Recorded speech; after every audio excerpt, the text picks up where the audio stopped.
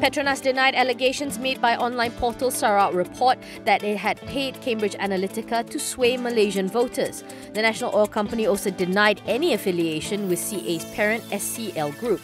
Sarawak Report had claimed to have seen an 85-page proposal to Petronas. It was said to clearly indicate a payment of over $2 million to influence swing voters in Sabah and Sarawak to vote Barisan Nasional.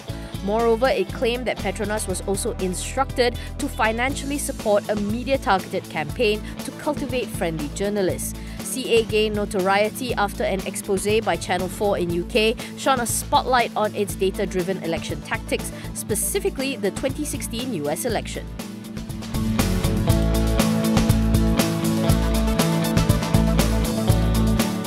Second Finance Minister Datuk Sri Johari Abdul Ghani says the 8.83 billion supplementary budget approval is no big issue. He says the government has been very transparent about its spending habits. Johari told the press that he will explain the breakdown to Parliament next week. Out of the over 8 billion ringgit, 7.79 billion ringgit is for OPEX, whereas 1.05 billion ringgit is for development expenditure. He explained that the 2.7 billion ringgit contribution to statutory funds parked under OPEX is not considered real expenditure. Instead, it is excess government revenue over expenditure that will be transferred into development funds. The real additional expenditure outside of Budget 2017, he says, is over 5 billion ringgit.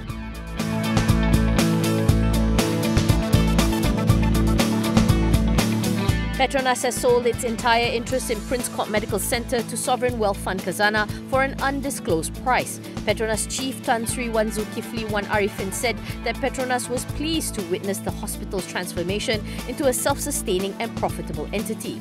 It believes that Prince Court is ready for the next stage of growth, and this sale will help it realise its aspirations to be a healthcare leader.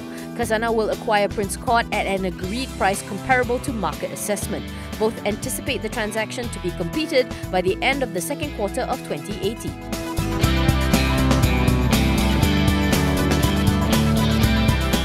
Public Bank Scion Tan Sri Dr. Teh Hong Piow says the bank is staying agile in the face of digital banking evolution.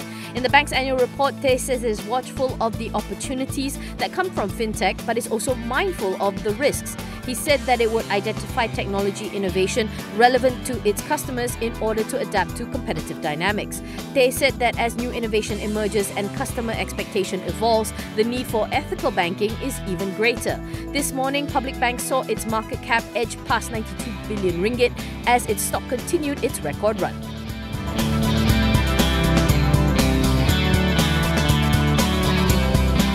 Retsina, the country's first F&B SPAC, cites the high valuation of F&B companies as the main roadblock to landing its qualifying asset. It is required to acquire its QA by the end of this year. ED and CEO Joseph Tan Eng Guan says that overseas opportunities seem to have fizzled out due to high price tags. As such, Retsina's focus will continue to be on the Malaysian market. But even then, Tan says the pickings are slim. However, Tan says Retsina would not throw in the towel until at least by the third quarter of 2018.